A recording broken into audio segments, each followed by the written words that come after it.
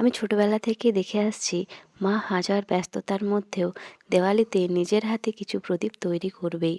এতদিন আমরা ছিলাম মায়ের সঙ্গে, এবছর মায়ের নতুন সঙ্গী আমার মেয়ে। কোনগুলো মাটি? ওরে বাবা! মা, এবার আমি দিদার সঙ্গে কাজে হাত লাগাই। অনেকক্ষণ তো শান্ত হয়ে বসেছি বলো। এই মাটি জিনিসটা তো বড়ই অদ্ভুত আর বেশ মজাদার। একটু হাত দিলেই আমার হাতে বেশ সুন্দর লেগে যাচ্ছে তো। মাটির সঙ্গে এরকম ভাবে রাহির প্রথম পরিচয়। ও নিজের ইচ্ছে মতো মন ভরে একটু খেলে নিক। দিদা বেশ হাত ঘুরিয়ে ঘুরিয়ে গোল গোল পাকাচ্ছে, তো আমিও একটু চেষ্টা করি। দেখো দিদা, দেখো আমি কি পারছি। ওরে বাবা, এত শক্ত মাটি! দিদা এই মাটি দিয়ে কি করে প্রদীপ তৈরি করছে কে জানে। এই যে জল পেয়েছি, জল দিয়ে মাটিটাকে একটু নরম করি, দাঁড়াও। ওহো, জল দিলে মাটি তো বেশ নরম হয়ে যাচ্ছে।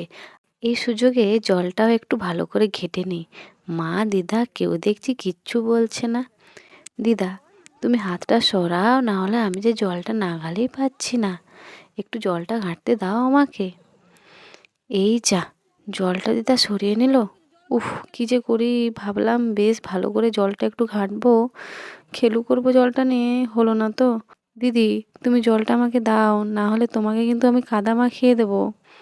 রাহি, তুই তো বেশ দুষ্টু হয়েছিস মা। মা জলটা সরিয়ে নিয়েছে বলে এবার সে অ্যাটাক করেছে প্রদীপের দিকে।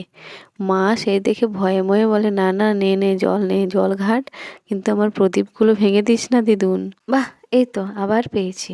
জল একদিকে, মাটি একদিকে, আমি কোনটাকে ছেড়ে কোনটাকে নিয়ে খেলি, কি মজা কি মজা আমার। দিদার সঙ্গে ওর খুনসুটি চলেই যাচ্ছে। এবারে ওকে তুলে নিয়ে পরিষ্কার করে দিই, না হলে ঠান্ডা লেগে যাবে। আজকের মতো এখানেই টাটা। সোনামা, টাটা করে দাও। টাটা।